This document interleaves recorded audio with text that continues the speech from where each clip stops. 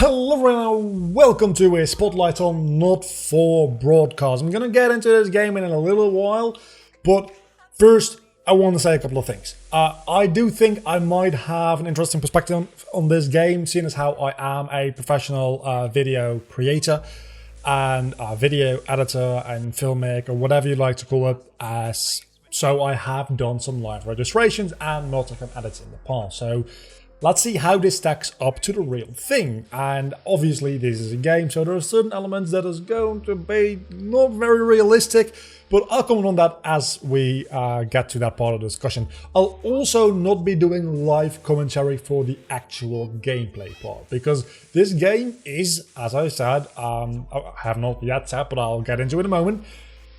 It is fairly realistic in that you do need to focus on what's happening. I tried to record this before while doing live commentary, and I was failing miserably because it takes quite a lot of brain power to actually do anything in this, and then also while talking over it yourself, it's fucking impossible. So the moment the live broadcast starts, I'm going to go into post-commentary. There will not be any live commentary. I'll be talking about the game itself and how everything works in post-commentary there. So just so you know, okay, so I've got 40 seconds. So you start every broadcast with turning these switches. Then this guy is calling me. That happened during the last recording. I'm very sorry. He's telling us that we need to play this in the second advert slots. These are the 3 advert slots. You have 1, 2, and 3, A, B, and C. The other 2 don't matter for today. So just do this. And I think we've got about 20 more seconds. So again, I'll be talking a little bit more about the realism and what I like and don't like about this game in a little bit. But first and foremost, we're going to start a live broadcast here in about 3 seconds, and I'm going to go over to post-commentary. Okay, so here we are in post-commentary. This is going to make things so much fucking easier. So as you can see, you're switching between cameras. You've got 2 hosts. You go back and forth between the ones that are talking. Down below you've got 2 pictures. You've got to choose the one that fits best. So you've actually got to listen in to what they're saying. Usually in a real scenario, you'd know what kind of pictures you will be putting up, and you would have a script beforehand as to what the entire broadcast is going to be. Part of the charm of this game is that you do not know that. You have to go with things on the fly. So as I think I mentioned before, this is, if you can do this, you can do the real thing probably even better. So it would be a very good practice.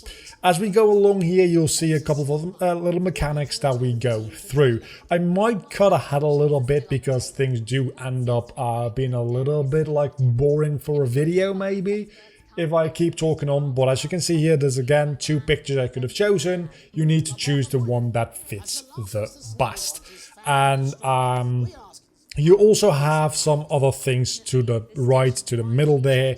But first and foremost, I think it's important that you guys probably understand. On the left-hand side of the screen, you've got 4 monitors, which are your 4 cameras or pictures or whatever. Those are the 4 feeds which correspond to the 4 buttons right below that. Then in the middle, you've got your program monitor, which is the one you have selected at the moment. That also is going out to the live feed, which you can see on the right, which is about 2 seconds behind and is what the people see live on television. You might think there's not a big difference between the 2 of them. There's a little difference which will become apparent in a little moment here. Usually in a real life scenario, you always have you have 2 monitors before going into the live one, where you can switch to a camera, see if it's good, and then switch it to the live view. I understand that is a little bit too complicated for a game like this, especially since you also have the live feed there, which kind of functions in the same way. So altogether, it's not unrealistic how you're looking at this panel right here, and I quite like the fact that that is the case. So I think we have a little moment left here to explain the bar on the top. That is your viewer count. You can see at the moment I'm doing well, and there's 3 bars going up there, so I am gaining viewers. In a moment I'll be doing a little bit less well. As a matter of fact, I'll be doing fairly horribly because I made a misunderstanding with the game. and it drops dramatically down to like almost no viewers whatsoever. Your goal obviously is to keep as many viewers as possible in. So over here you've got a countdown, which I accidentally switched to because I didn't know what was going to happen and I kind of panicked. When the countdown hits 0, usually you want to hit that scene. Again, I got a little bit confused here. Interference, we'll talk about that in a moment. You don't have a script, which makes this a lot more difficult, and you're going to make mistakes as a result of that. So now, over at the right hand side of the screen, you saw a little minigame, and that is because nothing's really happening right now, because you've just got the intro leader for the news, and in a moment you'll have a long interview which is static and you don't need to switch back and forth for. During those periods of downtime, the game gives you a little minigame, and that is avoiding interference, which is the minigame on the right bottom right of the screen, where you have to make sure your white dot doesn't go through the green interference. That does impact your score and your viewership as well. So coming up here is a little bit of an interview which takes fucking forever. It's not even an interview that goes back and forth. You just switch over to camera 4 and you can see again the interference minigame returns. These people also are not very happy, so they'll be swearing, and that you do need to bleep out. So this is where the live feed comes into play a little bit more, because as you hear a swear word in the program monitor, you have 2 seconds to realize that and bleep it out in the proper timing on the live feed. You can also see that the little audio spectrum above the censor button does exactly show you when to censor the word in a little red.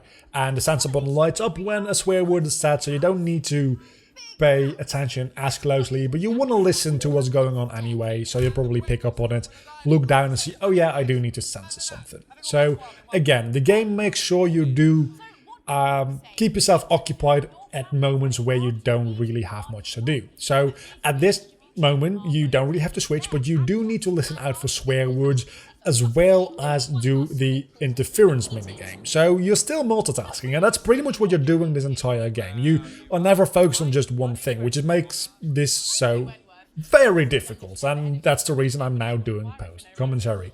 Because obviously, if I had to do all of this and talk at the same time, I'd be doing fairly horribly, and even so, I wasn't doing very well between you and me. So in a moment here, I'm going to cut ahead until where I messed up, because I've got a little bit of a gripe with the game there. Okay, so here they are starting to undress, and they literally say, we can't show that on television. So I switch away because I'm like, oh, I don't want to show that. And for some reason that starts dropping me viewers. So at some point I just switch back. Yeah, I have like almost no viewers left here, but they are undressing and they said we can't show this on television, which to me says switch the fuck away from that. And honestly, if I were in a booth like this on live television and people were starting to undress because they wanted to like make a political statement or some bullshit like that, I would switch away back to the studio and only show the reactions of the hosts. So I don't really like how that is implemented, especially since later in this very same broadcast, you need to switch around. Yeah, also he shoots his son by accident. In this very same broadcast later, you have a scene where you need to switch around with the cameras to prevent naked people from showing up on camera. So I don't like the fact that I lost viewers here for making an assumption which the game doesn't deal with consistently, and every single broadcast has its own little gimmick, so far at least. So I understand that sometimes maybe a little inconsistency can slip in because you're trying to give a lot of variation and creativity to these broadcasts and scenes, but that did really bother me during this playthrough. Okay, so now we have only a couple of seconds left.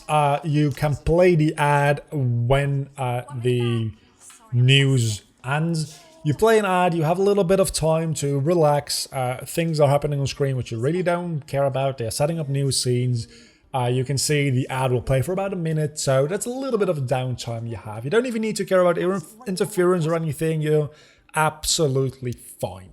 Even the signal cuts out, you get a little bit of like feedback from your boss, and here he's telling me that there's going to be naked people in the sports event, so please do not have them show up on camera, and that prepares you for what is going to happen in a little moment here.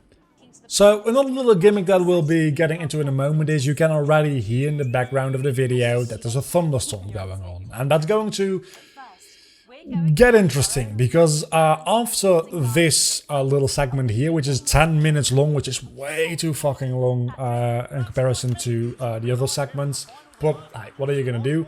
You'll have some electric interference, which is not interference, it's literally you getting the hack shook out of you. So you need to start applying a little bit of like strategy there, because we'll get to that when we get to that. I'm probably going to just like cut out this entire 10-minute part because it really isn't that interesting. You cut around not having naked people on screen. It's what I tried to do before, but now you're supposed to do it. As a matter of fact, if you show naked people on screen, now you lose viewers, which, again, fairly annoyed about that. Okay, so now we're back with the new mechanic I just mentioned. As you can see, there is electric like surging on the buttons. You don't want to press those buttons because that doesn't really like work out for you. You'll probably see that in a moment because I'm not very good at avoiding it. But as you can see, there's probably a little bit of strategy here.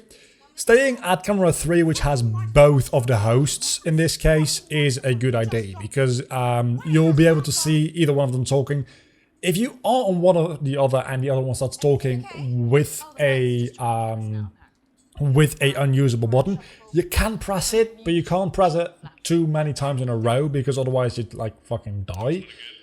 Which is literally the thing your boss says here. So every single segment has its gimmick, as I said, and I do like that, but it gets a little bit tiring. Sometimes you just want to like sit back and like just do a little bit of like camera switching, which I really hope that they do add like a mode for that, which is just like endless or something. Or something like score attack, where you don't have gimmicks, you just sit back and do a broadcast, which I understand they have a limited amount of footage because it's all live action footage you're switching. It's not a game, which honestly, if it would have been 3D rendered models, it wouldn't have bothered me as much as you might think. Not that this is bad. I don't really mind them having hired actors for this, but I would have been fine if it were just 3D rendered models, because everything in here doesn't look very realistic either. Everything in here looks very like, well, it's made in Unity, clearly. So you could go either way there, and there we go. I hit a button and now I'm having a heart attack. I hit 2 buttons, I'm having more of a heart attack. Shortly after this, my game crashed. So we're going to end of the video here because my footage is about to run out. It's a fun game. Does it hold up to a realistic scenario? Surprisingly far, yeah. It's not one-to-one, obviously. You don't get electrocuted when there's a thunderstorm out and you use certain cameras. The interference thing is total, like, just gameplay mechanics. The censorship thing, a lot of these things you're all doing alone in this game, where you would have an entire team doing it in real life. So again, if you want to practice this kind of thing, this actually is a fairly decent simulator as well as a fun game. So you can go pick it up on Steam the moment it comes out. I don't think, as of me recording this, it's available on Steam yet, but it will be soon. So until next time, I've been Vlogger, you've been awesome, as always, bye.